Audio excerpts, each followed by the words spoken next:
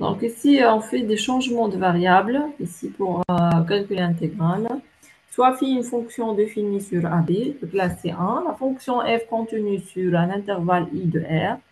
Si phi de AB est inclus dans I, alors on a l'intégrale de AB de f de phi de U, phi prime de U du, égale l'intégrale de A à B de f de t dt.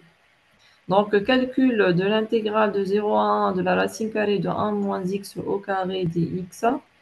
On pose t égale à sinus t, avec t dans 0, pi sur 2.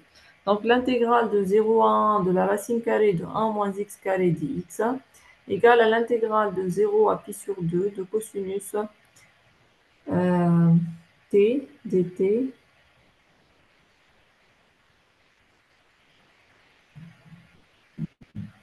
Ici, on a fait le changement de variable avec t égale à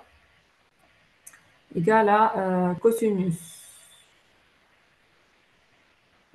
T égale à sinus. Donc ici, ça sera 1 moins sinus carré. 1 moins sinus carré, c'est cos carré. Et puis la racine carrée, donc ici, ça sera enlevé. Hein. On n'a pas de carré ici. Et puis, c'est l'intégrale de 0 à pi sur 2 de cosinus t dt. Puis le primitif de cosinus.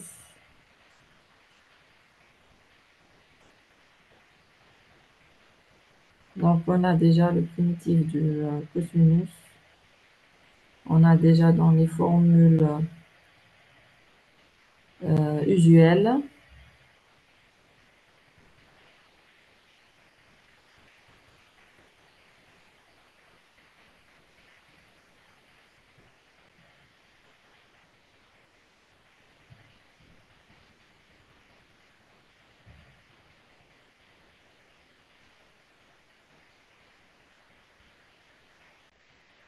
Donc ici, le primitif de cosinus, c'est le sinus.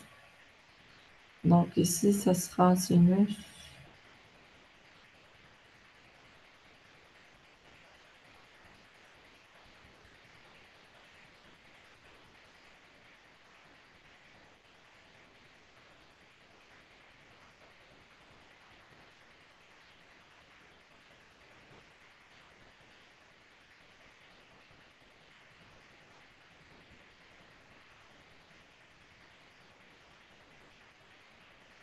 Normalement, c'est le sinus entre, ici, c'est sinus t, entre 0 et pi sur 2.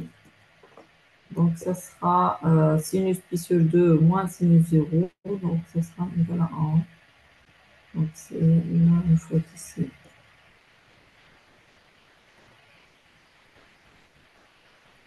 Calcul de l'intégrale de 0 à 1 demi de x sur 1 moins x au carré de 3 demi dx. Soit le changement de variable t égale à phi de x égale à 1 moins x au carré. Donc dt égale à moins 2x dx. Pour x égale à 0, on a phi de 0 égale à 1 et on a x égale à 1 demi. On a phi de 1 demi égale à 3 de quart. Comme phi prime de x égale à moins 2x, phi une bijection de 0 à 1 demi sur 1 3 quarts. Alors, l'intégrale de 0 à 1 demi de x sur 1 moins x au carré, le tout à la puissance 3 demi dx, égale à l'intégrale de 1 à 3 quarts de moins dt sur 2 sur 3 à la puissance 3 demi, égale à moins 1 demi. L'intégrale de 1 à 3 demi de u à la puissance moins 3 demi avec le changement de variable. Donc, on va trouver 2 sur racine carrée de 3 moins 1. Soit f une fonction contenue sur moins a. Si f est pair, alors l'intégrale de moins a de f de x dx égale à 2 l'intégrale de 0 à de f de x dx. Et si f est impair, alors l'intégrale de moins a de f de x dx égale à 0. Si f est une fonction contenue sur R, admettons une pariété t, donc elle est périodique de t, alors, pour tout a dans R, on a l'intégrale de a plus t f de x dx égale à l'intégrale de 0 à t de f de x dx. Linéarisation d'un polynôme trigonométrique.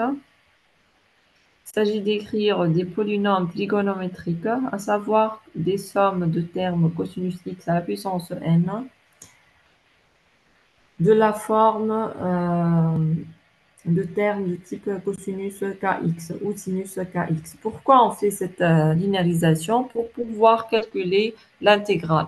Donc l'intégrale de cosinus x au carré, je ne peux pas le calculer, mais je peux calculer l'intégrale de 1 plus cosinus 2x sur 2.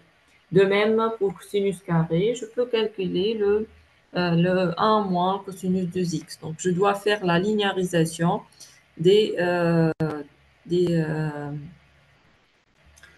des fonctions trigonométriques avec puissance ici. Donc sinus x au carré ou cosinus x au cube. Donc sinus x au carré, c'est 1 moins cosinus 2x sur 2. Et cosinus x à puissance 6 ici, c'est cosinus 6x plus 6 cosinus 4x plus 15 cosinus 2x plus 10. Intégration par d'une fraction rationnelle. Ici, on a une fraction rationnelle, donc on a 1 sur x moins a à la puissance k. Je peux l'écrire ou ax plus b sur x carré plus px plus q à la puissance k. Donc, comme j'ai dit pour ici, donc j'ai x sur x carré plus 1 et x moins 2. Donc, je peux l'écrire ax plus b sur x carré plus 1 plus b sur x moins 2. Et puis, je dois déterminer le a.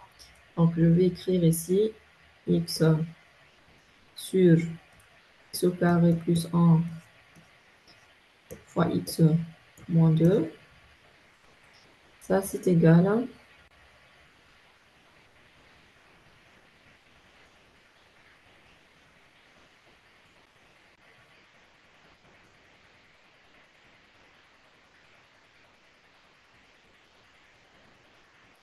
c'est égal à ax